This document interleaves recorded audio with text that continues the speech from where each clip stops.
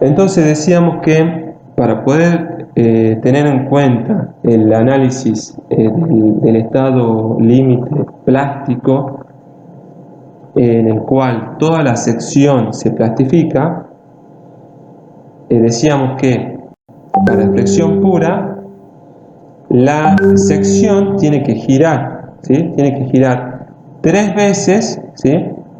3 veces más que la deformación que se llega en la tensión de fluencia, a la tensión de fluencia, al estado de fluencia, ¿sí? Es decir, la deformación media, epsilon m, tiene que llegar a que la sección se deforme y gire 3 veces más que el giro que se tiene para la tensión de fluencia. Eso es para que se puedan utilizar las expresiones de momento plástico que hablábamos para flexión pura, y el diagrama real se aproxima al diagrama teórico.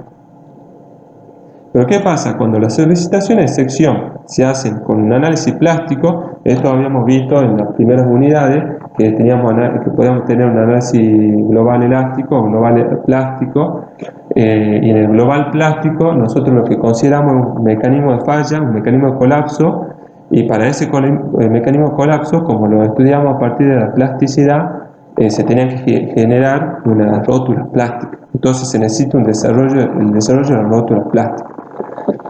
Para el desarrollo de las rótulas plásticas es necesaria la formación de un mecanismo. Ahora, para que lleguemos a ese mecanismo, ¿sí? La sección tiene que girar no 3 veces, sino mucho más, de 7 a 9 veces. O sea que la relación epsilon m sobre la epsilon i, esa relación tiene que llegar de 7 a 9 veces para que se formen estas rótulas plásticas y por ende el mecanismo.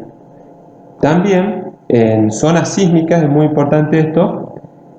¿Por qué? Porque las estructuras tienen que llegar a una ductilidad de 3 a 5, que son los valores de ductilidad global que se utilizan. Entonces, para llegar a esos valores, porque son los valores que se tienen en cuenta, la sección tiene que girar de 7 a 9 veces. O sea, la relación epsilon m sobre epsilon i tiene que ser de 7 a 9 veces. Según los estados límites seccionales que vimos recién, se establece la clasificación de secciones según los límites de Sveltes establecidos. ¿Qué limita el Svelte para llegar a esos valores, de giro de sección que se tiene que llegar para cumplir con las condiciones que se tiene en cada estado límite? Entonces, este gráfico que se ve en la filmina es el que necesitamos tener en cuenta, que está en la bibliografía también, para entender la clasificación de sección compacta, sección no compacta y sección con elementos esbeltos. Los límites de Sveltese que se utilizan, lambda pp, lambda p y lambda r, se encuentran en la tabla B51 del CIGSOR 301 E sub EL. Y esa tabla está dividida para elementos no rigidizados y rigidizados, que ya veremos de qué se trata. No rigidizados y rigidizados. Para diferentes formas seccionales sometidas a distintas solicitaciones de sección, lo vemos en esta tabla B51. Entonces pasamos a ver la clasificación de secciones. Decimos que una sección compacta es cuando las alas están unidas de forma continua al alma o almas. Esta condición la hace una sección rigidizada. Ya veremos bien el concepto de rigidizada y no rigidizada, que se encuentra dividida la tabla B51 en esto, en rigidizada y no rigidizada. Bueno, la primera condición para que sea sección compacta es que sea rigidizada. Eso quiere decir que las alas tienen que estar unidas en forma continua a las alas, al alma o a las almas. Y la segunda condición para que sea sección compacta es que la relación ancho-espesor de sus elementos comprimidos es menor o igual al límite lambda p que veremos recién en la figura. Entonces, la sección es compacta cuando es rígido, es una sección rígida, y aparte todos sus elementos comprimidos, la relación ancho-espesor es menor o igual al límite lambda p. Como vemos en el gráfico anterior, el lambda p, ustedes lo pueden seguir en la bibliografía, al gráfico, vemos que el lambda p, si nosotros tenemos esbelteces menores que lambda p, menor o igual a lambda p, garantizamos un giro de 3 veces, una relación de 3 de lambda m sobre lambda i, o sea, un giro de 3 veces con respecto de la sección con respecto al giro en comienzo de la fluencia. Ahora, si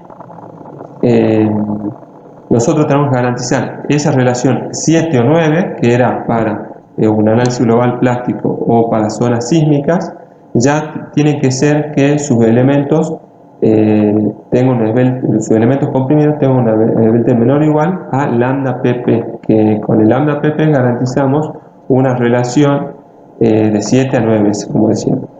Entonces la sección compacta es cuando, en general, digamos, es cuando todos sus elementos comprimidos tienen una esbeltez menor a lambda p. La esbeltez la consideramos teniendo en cuenta esta relación ancho-espesor que decimos, ¿sí?, de los elementos comprimidos. En la sección compacta, cuando garantizamos entonces una relación mínima de 3 de giro de la sección con respecto a la afluencia, entonces garantizamos que toda la sección se plastifica. Entonces la sección compacta, toda la sección se plastifica y es el límite, el estado límite que consideramos cuando la sección se plastifica totalmente. ¿A qué vamos con que se plastifica totalmente? A que ninguno de sus elementos comprimidos llegan a pandeo. Obviamente los elementos comprimidos van a llegar a pandeo, pero bueno, sus elementos comprimidos no llegan a un pandeo local, ningún elemento llega a pandeo antes que se plastifique toda la sección. O sea que toda la sección llega a la zona plástica a plastificarse y no se produce pandeo en ninguno de sus elementos comprimidos. Entonces esa sería una sección compacta. La sección no compacta es sección no compacta cuando al menos uno de sus elementos comprimidos tiene una relación ancho-espesor mayor que lambda p. O sea que con que uno de los elementos supere el límite lambda p, ya se considera una sección no compacta, ¿sí? Todos sus elementos comprimidos tienen una relación ancho-espesor menor o igual a lambda r. O sea que si uno de sus elementos comprimidos supera el límite lambda p, supera el nivel de lambda p, y todos sus elementos, todos esos elementos tienen una esbeltez menor o igual a lambda r, ¿sí?, entonces se considera no compacta. En la sección no compacta, algunos elementos pueden llegar a plastificarse, algunos elementos, y no se produce un pandeo local, ¿sí? O sea que los elementos comprimidos se llegan a plastificar antes que se produzca el pandeo local. O sea, que no se plastifica toda la sección, no se llega a plastificar toda la sección, se plastifican los elementos comprimidos y no se produce el pandeo local. Esa sería una sección no compacta y tiene que estar en esos límites. Que todos los elementos comprimidos tengan una esbeltez menor a lambda r y que al menos uno supere el lambda p. Esa sería sección no compacta. Y sección con elementos esbeltos, cuando al menos uno de los elementos comprimidos tiene una relación ancho-espesor, o sea, una esbeltez mayor que lambda r. Cuando alguno supera el límite lambda r, ya es una sección con elementos esbeltos. Y esta sección se caracteriza que algunos de sus elementos se pandean localmente sin que se llegue a la zona plástica, sin que se llegue a plastificar.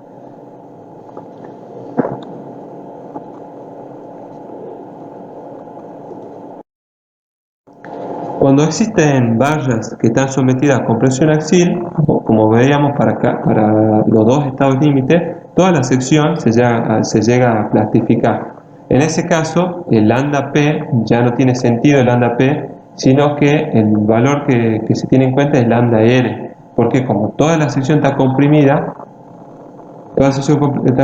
ya todas las esbelteces podrían estar y podrían tener valores menores al lambda R. Siempre y cuando sea menor al lambda R, toda la sección va a estar comprimida, toda la sección se va a plastificar y no va a tener pandeo local ningún elemento. Pasamos a ver entonces finalmente las placas rigizadas y las placas no rigizadas. O sea, no es sección rigizada, sino la placa rigizada. ¿Sí? O sea que lo vemos por elemento. La placa rigizada decimos que el concepto es el siguiente: son aquellas que tienen dos apoyos paralelos a la dirección de la carga. Por ejemplo, el alma de una sección doble T en flexión o compresión axial. Es decir, que si nos imaginamos una sección doble T, el alma de la sección doble T está apoyada arriba y está apoyada abajo a las alas. Entonces tiene dos apoyos y eso, tanto en flexión o en compresión axial, ese apoyo es paralelo a la carga, si ustedes se imaginan. Otro ejemplo es el ala de una sección cajón en flexión o compresión axial. O sea, ahora estamos viendo las alas. O sea, las alas de la sección cajón, si nos imaginamos, está apoyada en dos almas. O sea, que tiene dos apoyos también, tanto para flexión y compresión axial, y esas cargas son paralelas a los apoyos. Entonces, en ese caso estamos hablando de placa rigidizada. Y placa no rigidizada es cuando están apoyadas en un solo apoyo, ¿sí? Por ejemplo, ala de una sección doble T en flexión o en compresión axial. Entonces ahora estamos viendo las alas de un doble T. Las alas están apoyadas en un solo apoyo, en una sola parte del alma. Entonces tiene un solo apoyo, entonces son placas no rigidizadas. Ahora, otro ejemplo puede ser el ala de un ángulo en flexión o compresión axial. El ala de un ángulo, por ejemplo, si nos imaginamos un ángulo y tenemos en consideración una sola ala del ángulo, esa ala está apoyada a la otra ala, tiene un solo apoyo en flexión o compresión, o sea que es paralelo a la dirección de la carga. Entonces, al tener un solo apoyo, es una placa no rigidizada. Y esto hay que tener en cuenta para la